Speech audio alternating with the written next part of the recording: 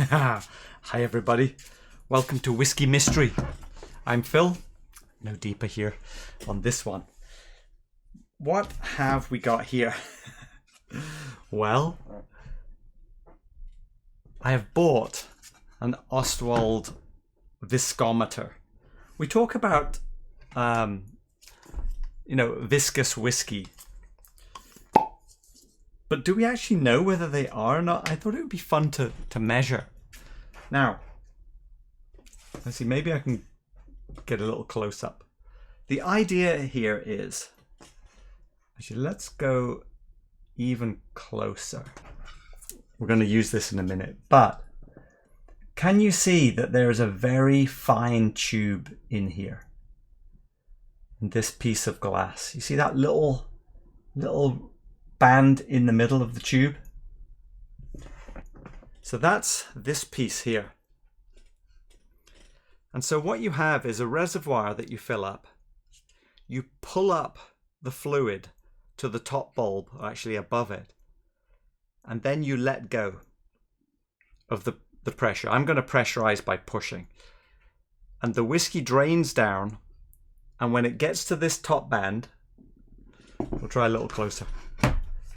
When it hits the top band, you start the stopwatch and you wait for it to get to the bottom band.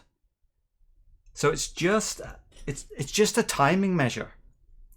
And the most viscous, obviously the more oily it is, the thicker it is, the longer it will take to drain back into the reservoir. And so I thought we need some kind of baseline. A standard, you might say. And what would be better as a standard than Russian standard vodka? 40%. So, what we need is about 8 ml to fill up the reservoir. Let's see, it's about 8. It goes into the top. Or it goes onto the reservoir side. So it just comes up to the top of this bulb, right? You can see here that the vodka is now here. Ideally, I would have a tube here and I would suck a vacuum to pull the vodka up here. But I don't have one, so I'm using a little bit of blue tack on this, and I'm going to just pressurize it up. You can see it filling there. Can you see it coming up? So if I switch over to Viscam, good enough. Now I need to pressurize to the top. I need to get it above. I mean, I say pressurize, I'm just pushing the water up. Or the vodka. Oh, a little more. I've got my finger on the start button. Now we wait for it to drain until we see it hit the top. And there, go. So now, how long is it going to take to drain? Now I can tell you it looks fast at first, but it's going to take a while. So, time lapse.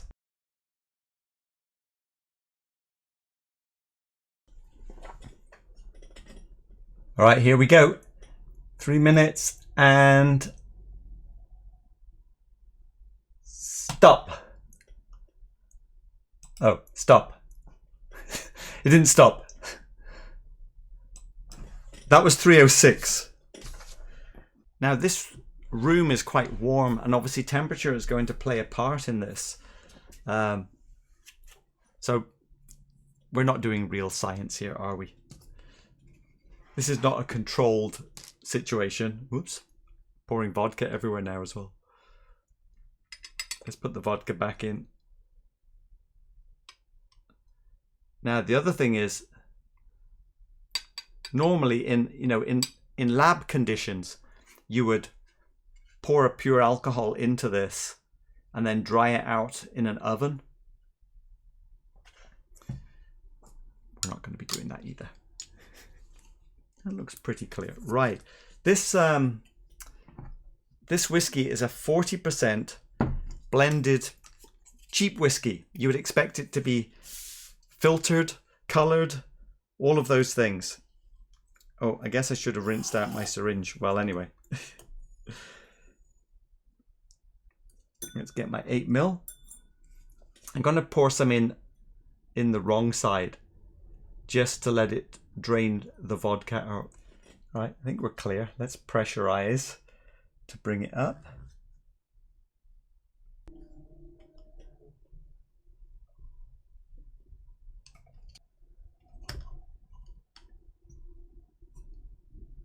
Science is hard. Let's see if the stopwatch is going to start. Go. Right, Isla Mist, are you any better than vodka? Better? Are we presuming that more viscous is better? So 306 to beat.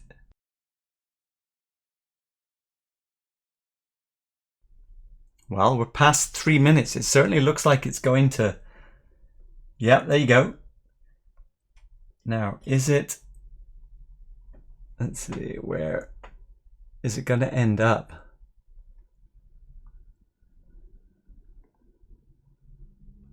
And 3, 2, 1, stop. That was 3:29, even though the stopwatch doesn't stop. So we have quite a bit more than quite a few more seconds than the vodka there, right? So Isla Mist is about 20 seconds more than vodka. Next up is going to be a rum, because that last one was just 40% whiskey. This rum is 75% alcohol ABV, and I just wondered, how is that going to affect things?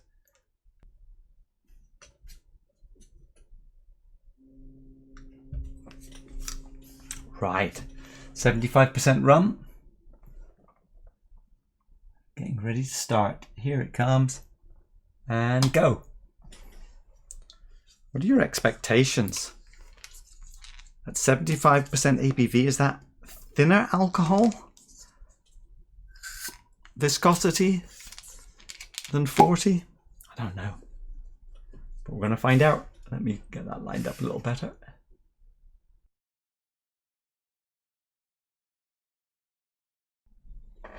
Okay, this is definitely faster. We're going to be a lot shorter in time. 25, 26, 27, 28, 29. Let's call that 29. 229 though.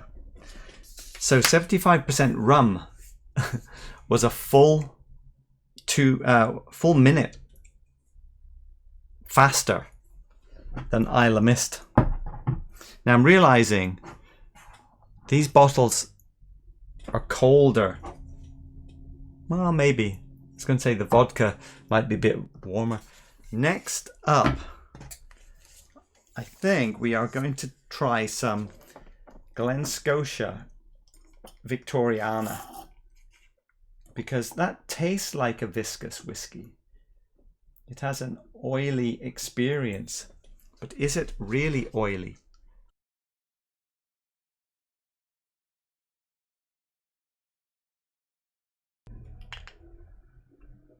Wow.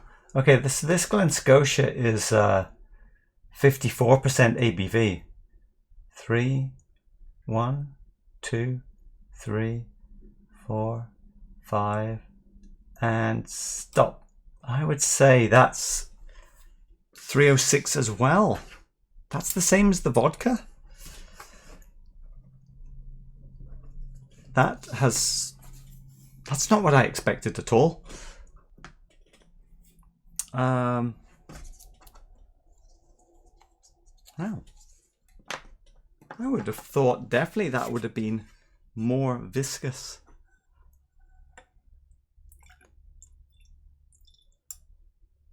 I wonder if some of our rum got left behind and was watering it down with extra alcohol. Some bourbon.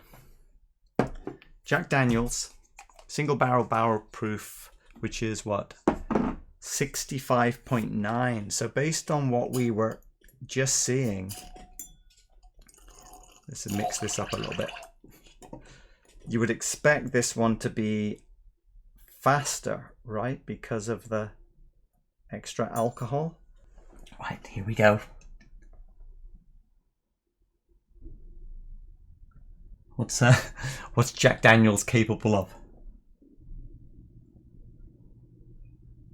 Maybe a 245. That's my guess. And go.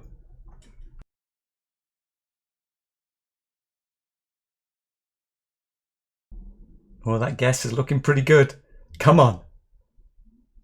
1, 2, 3. Let's call that 243. So 64% alcohol scores 243. 75 is 2 minutes 29. The Glen Scotia and the vodka are the same though. That's something which I'm not really understanding. Right, what are we going to expect out of Springbank local barley then? I almost always expect too much. Go! May as well have a little taste, eh?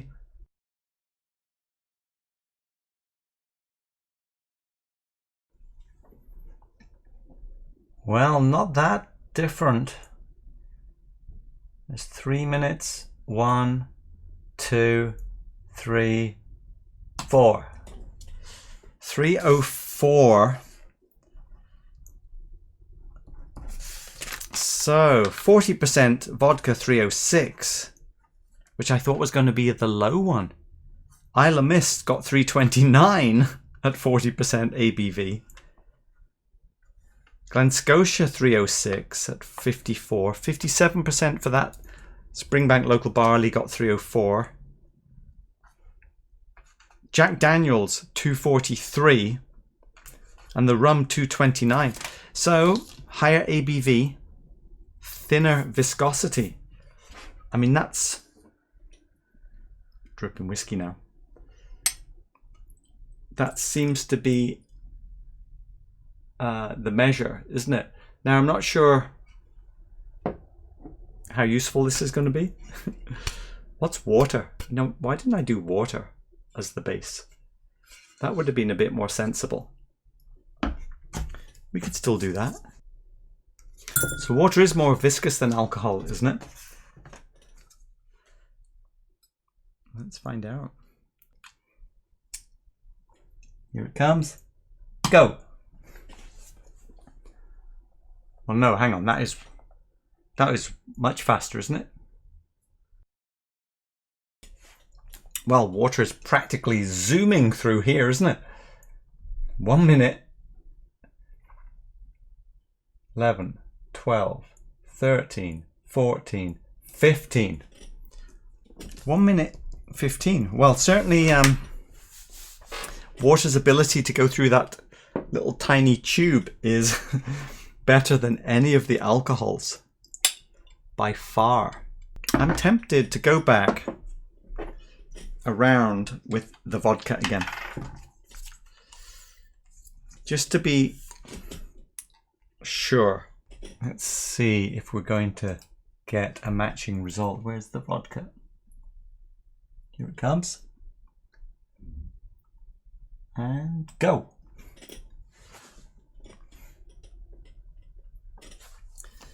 This got 306 first time. I'm really hoping we get 306 again.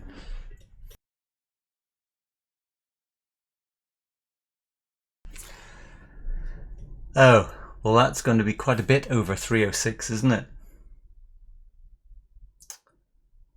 10, 11, 12. 18, 19, 20, 21, 22. Vodka 2. 322. That's annoying, isn't it? What does that mean for science? Because you need consistency. Consistency is what we need. I think I'll have to work on my method. Let's go Glen Scotia again. And go. What are we expecting from Glen Scotia? Victoriana got 306 last time.